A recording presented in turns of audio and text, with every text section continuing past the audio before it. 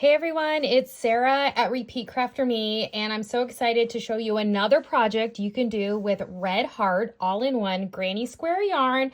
This is new yarn that came out this past year, and it allows you to make multiple color granny squares just by using the preset color changes that are already in the ball of yarn. I know a couple of you have had a little bit of trouble getting them to work out, but it just takes a little bit of practice with the tension, and you can get 14 or 15, I believe. I've gotten 15 out of my last ball, granny squares just from one ball. So many projects you can do. And here is another really cute one I'm excited to show you today. These are little keychain coin purse pouches, whatever you want to call them. They are made from one, if I can even get this, there we go. They are made from one square. Okay, we just fold it, we stitch it together. I'm actually using these binder rings. They're about 1.5 inch binder rings. They work really well for the little key ring part. You can attach them to anything. You're also gonna need a button, about a 1 inch button, and that's it. So once you have chosen your favorite colorway of the granny square yarn, this is amethyst. I just love this color. I'm doing another project with it as well. I love this color too. This is green scream. Okay, that was hard to say. That was a little bit of a tongue twister. But each of the balls of yarn, they either end with a white border or a black border, like this one, like this color, you can tell. So at the end, if you need to join, like we're gonna stitch this up and I don't have an extra tail, all you need is a little strand of white or black yarn to make it work. So I already have my tapestry needle, a strand of white yarn, since I want to stitch this together, and I've already sewn in my ends. And let's just get started. So first you'll make your granny square, and you can also, just a quick reminder, you don't have to use this yarn to make a granny square. You could do this project with any granny square you want.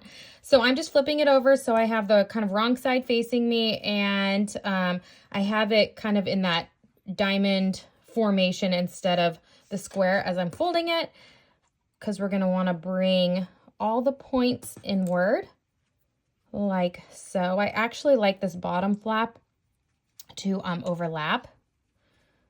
I think it just looks nicer that way. Okay, so just fold it up like this. And you're gonna kind of have to hold it down, and you're gonna wanna start in one of the bottom corners.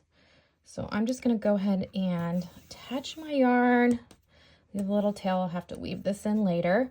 And then you're just gonna loop it around just to stitch up the seams. Like so. Just kind of working under both those edges. It really doesn't have to look that neat because you won't be able to tell. Just all kind of blends right in into a nice little seam there. You can even kind of hold this up a little more. See if we can get this on the camera.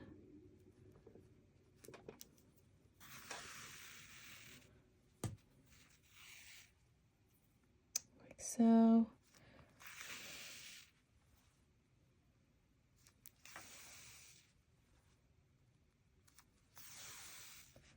All the way up here.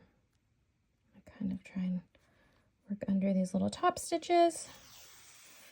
And then you're going to work down the other side. Right, so keep going. Let's see here. Just go ahead and connect that. And then just keep looping around.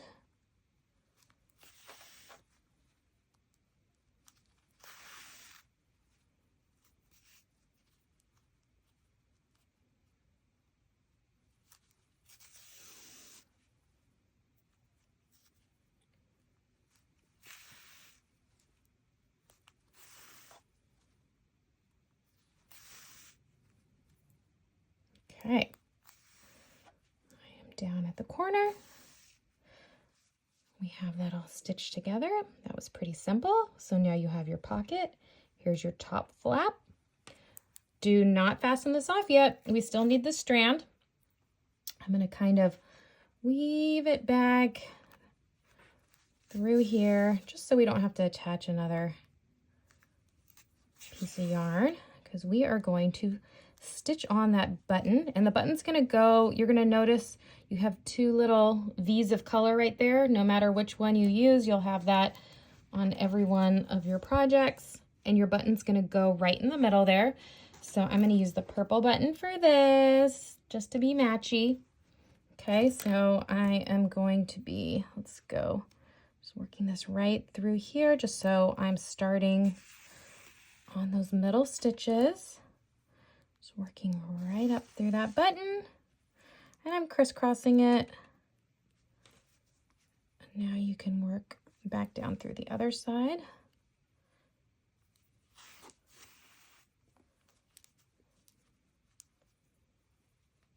Back up through that hole. And if your button only has 2 holes, that's fine too. I would just loop it around a couple times. Just make sure your button is secure. Loop back down here. Oop. Okay, so we have our button on. Go ahead and weave it in on the inside securely as you can there.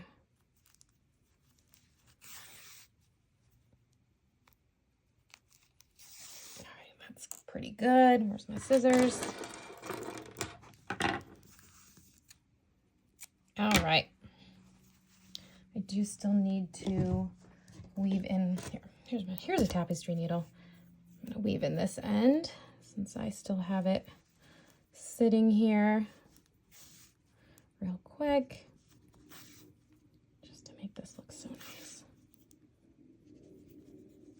Okay, that loose end we're going to say bye-bye to.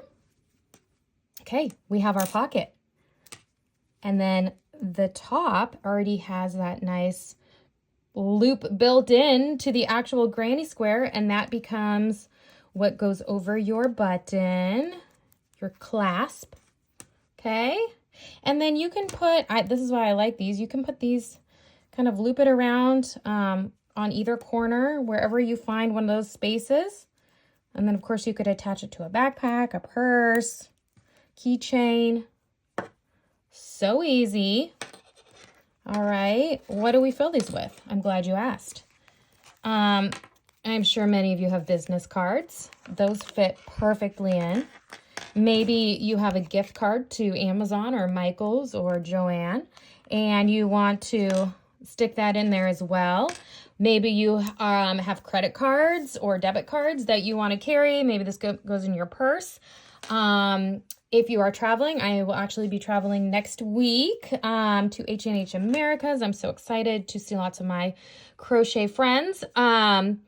And we are staying at a hotel, so we're going to have room keys. So what better place to keep that secure than in one of these crochet pouches? So perfect. How cute is the other side too? It's very pretty. So many colors. Oh, where's our other one here?